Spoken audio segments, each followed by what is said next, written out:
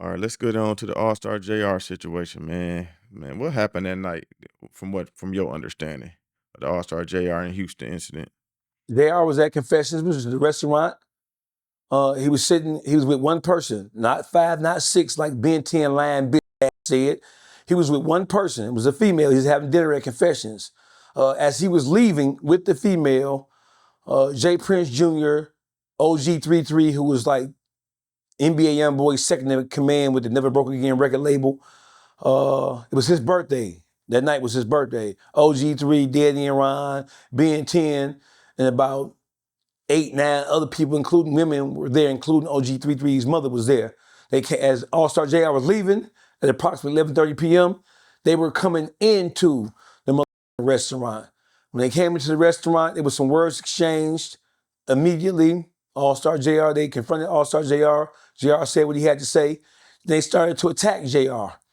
It was just JR with one female. It wasn't JR and 6, 7 other like being 10 lied and told academics when he first started talking, when he first started to communicate with academics, he told academics that it was a fair fight between All-Star JR and his homeboys and them. That was a lie. And we now know it was a lie, right? Because we have camera video evidence proving it was a lie. JR was leaving. He got confronted. They thought he was going to back down. He didn't back down. They tried to jump on him. They did jump on him. They assaulted him and they robbed him. They took his chains off his neck and they took his watch off his wrist. In the commotion, in the midst of him being assaulted and robbed, gun fell to the ground. He grabbed the gun and he shot them bitch ass niggas, which is what he was supposed to do. He shot that bitch ass nigga 10 and he shot that whole Daddy and Ron. Next question. Why you think Ben 10 ain't get arrested and JR the only one in jail since they tried to rob him? Man, Flav, let me tell you something, bro. Them rats. Them cooperating. So what happened so listen. So let me just break down all the elements of the case. So in Texas, there's a stand your ground law, right? In many other states across the U.S., you have what we call a stand your ground law. Stand your ground law means that you have the right to defend yourself in the event that you're being attacked. You don't have to retreat from anything. If somebody confronts you, approaches you, and if you are afraid of your life, if you feel like your life is in imminent danger, if you feel like there's a threat to your life and your safety and your well-being, you have the right to protect yourself. In the situation with All-Star JR, with him being a convicted felon, he wasn't supposed to be, under normal circumstances, in possession of a firearm. However, there is precedence on the state and federal level that says that even as a convicted felon, you can possess and use a firearm to protect your life or the life of one of your loved ones if you feel like that your life is in danger, if you are in imminent danger, if you are afraid if you think your life is in danger, you can use a firearm. But there's caveats to it. There's different caveats to it. One of the caveats is that you can possess and use a firearm only as long as the threat is clear and present, right? That's number one. Number two, when the threat ceases to exist, you have to leave the firearm there. Number three, you have to stay to be interviewed about law enforcement and tell them what transpired, how it transpired, and who was all involved with the situation that led to you having to shoot these, right? All-Star JR shot them. He left the gun. He left the scene of the incident. All-Star JR, he left. He shot. So now there's a bunch of Monday morning quarterbacks saying that, oh, he came back and stood over Ben 10, shot him again while he was on the ground, spit on him, and slapped him with the gun, right? He was supposed to spit on that bitch ass nigga. He was supposed to slap that bitch ass nigga to the ground or slap him upside his bitch ass head for playing games for a couple of reasons. One, bitch, I don't know you. You don't know me. You're responding and reacting off me based on my issues and my situation with Jay Prince Jr. because it's already come out that them NBA niggas, they didn't know All-Star JR. They never met All-Star JR. They didn't have a problem with All-Star JR. It wasn't no internet beef or no other kind of beef with JR. They ain't know him. So they had to have been acting on the behalf or on the behest of Jay Prince Jr. That's number one. Number two, he's supposed to slap them bitch ass that gun after he ran out of the bush. He supposed to spit on that bitch. Now don't forget, when he was talking to academics or when academics were speaking for them, they told academics that never happened. He ain't stand over me. He ain't spit on me. He ain't slapped me with no gun. But now that bitch told the police all that shit is what happened, and now we have the video footage proving that what happened. Them NBA some rat.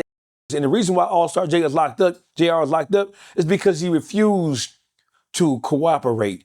In his mind, the video evidence speaks for itself. I don't gotta make no mother statement about who did what, when, where, how, and why. You can see it on video. And so they took him into custody because so he made records about it. You know what I'm saying? He made internet and YouTube and social media posts about what happened. He made a song where in his song he kind of like articulates what happened that night. And so if people ask me, did doing that, did that harm him? Did that really inspire or cause the feds kind of like step into it? No, it was really a state case. The feds stepped into it because the gun that was used to shoot them big ass demon ass niggas down to the ground, that gun came from and was registered out of Georgia. And so they charged him with being a felon in possession of a firearm. And also there's a subcategory of interstate trafficking of a firearm because the firearm was registered in Georgia, but the situation happened in Texas. So that's why it became, that's how it got federalized, because they added that charge in with it. You feel what I'm saying? Outside of that, it's a state case with the state of Texas. Man. All right, we gonna get on to man, what happened with you and Peezy, man? What was that fallout about, bro? What happened with me and Peezy was this ass Street Lord Wine made a song. He took a recording of Peezy talking about podcasters. And when it comes to podcasting in the city of Detroit, and when you factor in me cussing out and checking that big ass Street Lord Wine, when the audio, if you heard the song, you know that the song was really a diss to me. So he took Peezy's voice from a recording that he got from somewhere. I don't know how he got it or where he got it. I don't know when. But he took a recording of Peezy's voice and he put it on the hook of the song. The song was aimed at me, so it made it look like that Peezy was talking about me. When that happened, first of all, I knew the song. I knew that Peezy and Juan had a song coming out because I put a bit on Peezy. I mean, I put a bit on Juan. So he was telling me everything he was doing, who he was talking to, where he was going, what he was buying, where he lived at, the whole 9 yards. Jimmy, that's kind of think with his he don't think with his mind. So I put a couple of hoes on him. So the that he was with, 2 of the 3 females he was with, he didn't even know them hoes came from me. He didn't have a clue that they had came from me. So I put the females on him. You hear me? Mm-hmm. So I heard the song was coming out featuring Peezy, but I didn't know. I didn't know what it was. I didn't know what it was, and I didn't know what it was about, and I really didn't give a f. You know what I'm saying? I knew Peezy had a relationship with Wine. I don't f with Wine or nobody in Wine's circle. I didn't give a f about it because it wasn't none of my business. But what happened specifically is when that song came out, I hollered at Peezy. I'm like, damn, man, what was up with this? Because the recording, he was talking about podcasters. And he was praising Juan, but at the same time, he was talking about podcasters. So I was like, I was mad about the shit, because I'm like, man, how y'all? So me and Peezy and we're not friends, but we had more than a decent working relationship. I booked him for a couple of shows, a couple of concerts in Tampa Bay, and we had an ongoing understanding. It was between me, Peezy, and Helluva, the producer, right? Is that we were going to book Peezy for shows all across the country. So we had a better than decent working relationship. So when the song dropped, I really didn't understand it. You know what I'm saying? Like, dog, what the fuck is going on here? So I hollered at him. I didn't go to social media to complain about it. I contacted him like, dog, what's up with this? He's the one who took it to social media. I didn't do anything wrong to Peezy whatsoever. Nothing. When you listen to what he said in the video where he said, DawgFace, you can't get mad, I'm talking to Juan. I was never mad because he was talking to Juan. I never told him not to talk to Juan. We never talked, outside of me telling him that Juan had said something about him and him checking Juan and then sending me the evidence that he had checked Juan. Outside of that shit was like 2 years ago. I've been around Peezy a million times since then. We never had one conversation about Juan or that situation after that. So when he came on Instagram and made that video, he was really being disingenuous and purposely misleading when he said, DawgFace, you can't get mad because I'm talking to Juan. I didn't give a about talking to Juan. None of that. So when it comes to my relationship with Peezy, bro, I didn't do anything wrong to him. I didn't violate him in any way. I was upset because the song dropped and the audio mixed with what the was saying, it made it seem like that he was trying to aid and assist this by creating a diss song against me. So that's what it was. So this just is what it is. I never, if you have the audio or the video of him saying, DawgFace, you can't get mad because I talked to Juan, I'm a grown ass man. I don't give a fuck about who you talk to or who you with. My concern was that big song that was created, and that was it, and that was all. Outside of that, me and PG never had no issue. I never had a problem with Dugg whatsoever. So when Dugg chimed in, Dugg was just chiming in because him and Peezy like that. But I never had any issue with Dugg whatsoever. And when you look at the history of me defending Dugg, when Whack 100 was talking about what happened between Dugg and Offset in Atlanta at the QC compound, it was me who was defending Dugg against what Whack 100 was saying about Dugg. All the negatives he was saying, it was me. It's been me standing on top and standing on business for the city of Detroit through and through, because there is nobody else like me from Detroit. So there is, and the people who do have voices, they're not using their voices to stand on no business for the city of Detroit in the YouTube streets, period. Man, so what made you call QCP a rat? Because he a rat. What do you mean when we call him a rat? The paperwork on the floor. He a rat. He told on Stunner. I know Stunner people. Shout out to my people down there at ATL. Shout out to my man Crack. He told on them. It was, listen. So here's the biggest misconception. People are saying, well, QCP, he was a civilian. He a civilian now. He wasn't a civilian when that situation went down. When his homeboy got killed, and then I hate to talk about any loss of life like that, bro. I don't want to see no black man lose his life.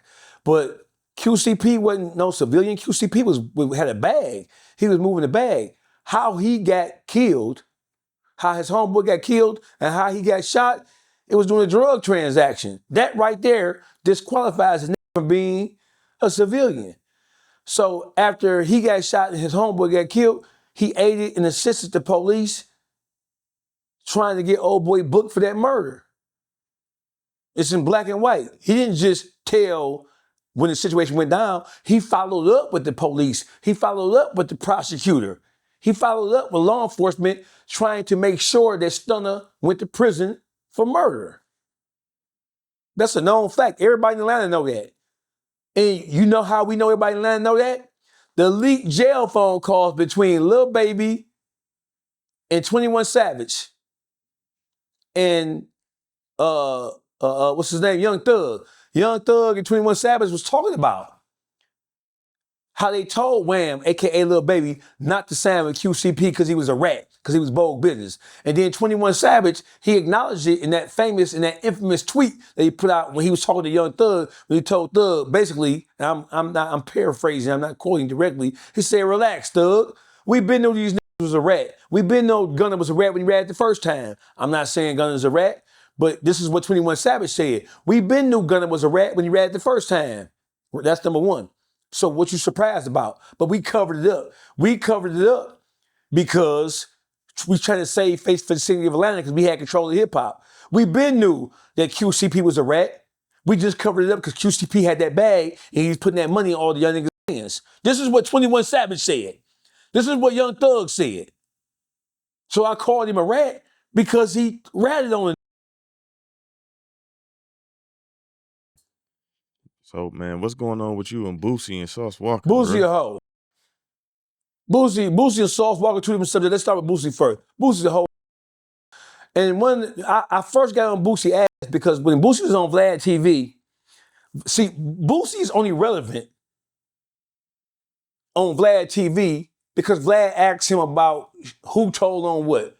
Did Boston Richie tell? Did Spotted Gollum tell? Did this tell, that tell, right? He even asked him, did T.I. tell? Did T.I. was a rat? And Boosie basically said, yeah, T.I. was bold, right?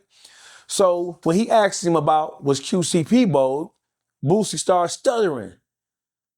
How you stuttering, my nigga? How you stuttering? You ain't stuttering with nobody else, but you stutter with QCP. You know why you stutter with QCP? Because at that particular point in time, quality control was on top of the world. With the City Girls, Baby, what's his name, Lil Yachty, they was on fire. You feel what I'm saying? And Boosie lives in Georgia now, and Boosie knew he had to operate around the Atlanta area now. He lived in, the state of Georgia, and he had to operate around the Atlanta area, so he ain't want no trouble like that. No, it wasn't fashionable to call one of the niggas a rat. Nowadays, everybody calling everybody a rat in Atlanta nowadays. Everybody a rat. The YSL trial busts everything open. Everybody a rat now. But back then, when Boosie was on Vlad and Vlad asked him about QCP, that shit wasn't in style yet. That shit wasn't in style. Watch their tongue when they say shit about Rollo, even to this day. They ain't gonna call Rollo a rat to his face to this day. They gonna get spanked. You know what I'm saying? So it just is what it is, man. Boosie, ass nigga, picking and choosing. He's a big ass nigga, he do hoe. I like Boosie better when he was just rapping, right? It's an old saying is that motherfuckers don't know you a fool till you open your mouth and start talking. That is Boosie. That is Boosie right now. Motherfuckers didn't know how much of a fool he was until he started opening his mouth, talking, running his motherfucking mouth. That's Boosie. Let's switch to Sauce Walka. Sauce Walka, he dipped in the sauce. Bars, that's bars right there. Right? He dipped in the sauce. You ain't supposed to be putting no babies in your hoes, bro. That ain't P. That's not P at all, period. You ain't supposed to be taking hoes that your ladies, your bag, that's your bag. Like your whore is the same thing as Scarface twerking his nose with cocaine. It's the same thing. You ain't supposed to be getting high on your own supply. And that's what his problem is, and that's why he finds himself in the predicament that he is now with that white bitch. But one thing I can say about Sauce, he took that situation, instead of allowing that shit to sit on his shoulders, he flipped that shit and turned that shit to a bag. And that's what that's what I expected him to do. I have history with TSF. I was the first DJ in Detroit to break a TSF record back in 2014 when they had this song called No Flavor. It was Charlie Boy's song featuring the Sauce Twins. So I have a history with Sauce Walka's first manager, Sauce Diddy. I've been with Diddy since 2014. So I was disappointed to see that shit just happen last month. But he has recovered well from that shit. And I hope he has used this as a lesson. I hope he's used this shit as a lesson. You gotta separate your hoes from your personal situations. You know, for a pimp to be on his hoe and putting we know you're gonna hoes, right? But for a pimp to put a baby in the, that's like a drug dealer getting high of his own supply. It's the same.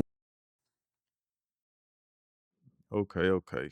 So I've been seeing you on VladTV regular lately, man. What's going on? How you connect with him, and what's the situation with that? My manager, Mafi. Mafi is the first podcast booking agent, right? He's the first. So we got booking agents when it comes to rap and everything else, right? Actors and everything, right? But Mafi is officially this country's first booking agent, right? Mafi has been booking acts for VladTV for over a decade. Mafi is the one who booked Boosie for the first time with Vlad. He booked Tony Yayo. He booked most of the big names that Vlad has had on his show for the last 10 years. Mafi is the person who booked them. Mafi is I have two managers. One, Jeff from Real Life Street Stars, and then Mafi from the Mafi channel. Both of those guys are my managers. So Mafi is the one who kind of like opened that door for me. It's been several people who's been responsible for helping me move my overall brand forward. Mafi, Jeff from Real Life Street Stars, my man, Little Legend from Detroit. It's been a variety of different people who's been responsible for helping me, but those are three people who have been in my corner. R.J. Watkins Jr.